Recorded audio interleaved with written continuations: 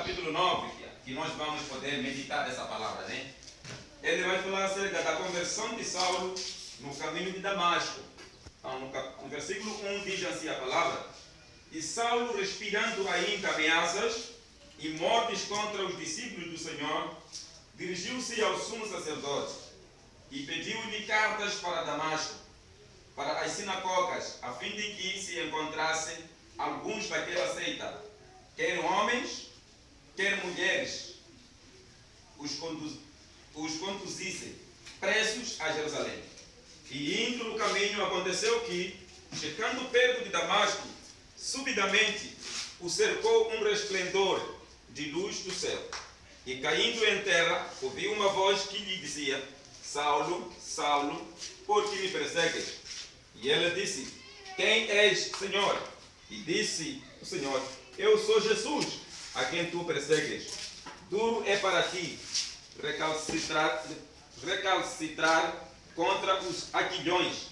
E ele, tremendo e atônito, disse: Senhor, que queres que eu faça? E disse-lhe o Senhor: Levanta-te e entra na cidade, e lá te será dito o que te convém fazer.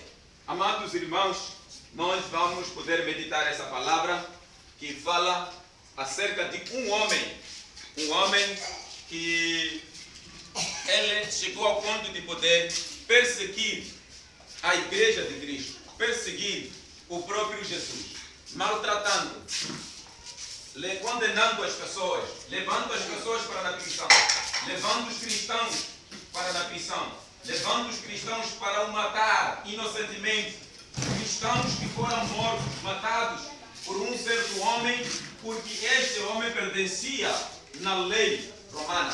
Os romanos não permitiam que alguém louvasse a Deus, os romanos não permitiam alguém que cantasse para Cristo.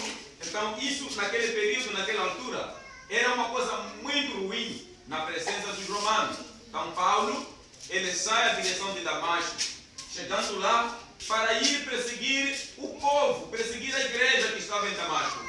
Então, pelo caminho, perto de Damasco, que diz a palavra, houve um resplendor, a luz brilhou sobre o Saulo. Naquele instante que o Saulo recebeu aquela luz do Senhor, ele caiu. Caiu por quê? Não poderia conseguir mais ver, enxergar, porque dentro dos seus olhos, a Bíblia diz que estava cheio de escamas. Vocês conheceram os peixes, né? Você quando compra peixe macacana tem que escamar, tirar aquelas escamas. Então houve uma voz: Saulo, Saulo, por que me persegues? Saulo deveria perguntar: quem és tu, Senhor? Entendeu? Quem és tu, Senhor? Então, aí houve um diálogo entre Saulo e o próprio Jesus.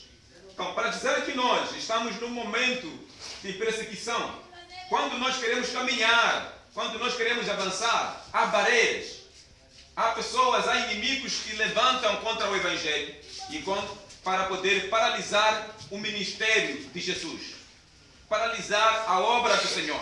Então, existem com certeza esses obstáculos levantados pelos certos homens. Nós já conhecemos no princípio, aprendemos que Satanás usa uma estratégia para ele atingir a vida de alguém. Eu vos ensinei isso aqui nas aulas passadas. Satanás tem usado uma estratégia. Ele pega alguma coisa visível dentro do lugar e ele implementa como se fosse uma coisa positiva. E ele começa a jogar dentro daí. E ele ganha o seu alvo. Porque a intenção de Satanás, ele quer que seja obedecido. Ele quer que seja obedecido. É melhor guardar em paz, mano. Guarda em paz, depois vai pegar, mano. Isso, yeah. Então, ele quer ser obedecido. Ele nos ameaça. Ele nos atormenta. Né? Ele nos castiga. Então, por isso que, muitas das vezes, o ministério não avança por motivo de algumas barreiras que nós temos enfrentado. Assim como Saulo era barreira para a igreja. Saulo mostrava uma barreira para a igreja. Quem destruiu essa barreira somente foi Jesus.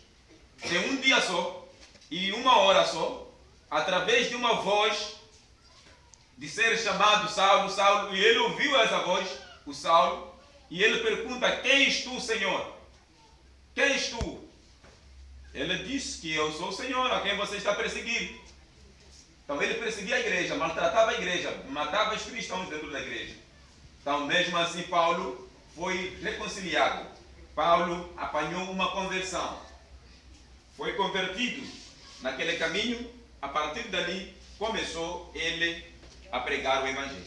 Nós já vamos estudar os livros que Paulo escreveu, as cartas que Paulo escreveu na Bíblia, né? Iniciando de Romanos, não é assim? Não é assim que aprendemos as cartas, né? Sim, Paulo escreve. Quem escreve é Paulo. Quem era Paulo? Era criminoso. Ele era perseguidor da igreja. Ele perseguia Jesus. Mas mais tarde Deus mudou o coração de Paulo. Começou a testemunhar o Evangelho da graça de Deus. A coisa mais importante é em Romanos 1, versículo 16, quando ele disse: não me envergonho do Evangelho, porque é o poder de Deus para a salvação. O próprio Paulo, ele disse: não me envergonho, mesmo que vocês me lembrem daquilo que eu cometia, mas agora não estou dentro daí, porque o Senhor já me levantou. Mesmo que vocês me acusem de outras maneiras, mas agora estou vivendo dentro do Evangelho. Não tenho vergonha de eu pregar em frente de vocês. Em frente de vocês, conhecem o meu testemunho, conhecem as minhas atividades, que eu era, mas agora não sou. Aquilo que vocês me confundiam, aquilo que vocês me viram, agora eu não sou. Sou uma nova criatura, sou convertido agora. Agora aceitei Jesus como o meu único e suficiente Salvador. Agora estou a pregar o Evangelho de Cristo. Ele escreve as cartas para os romanos. Está vendo? Os próprios romanos que lhe mandavam para matar os cristãos, ele escreve para diretamente aos romanos. Uma coisa que Deus só pode fazer nas nossas vidas, que o homem sozinho não pode vir conseguir fazer.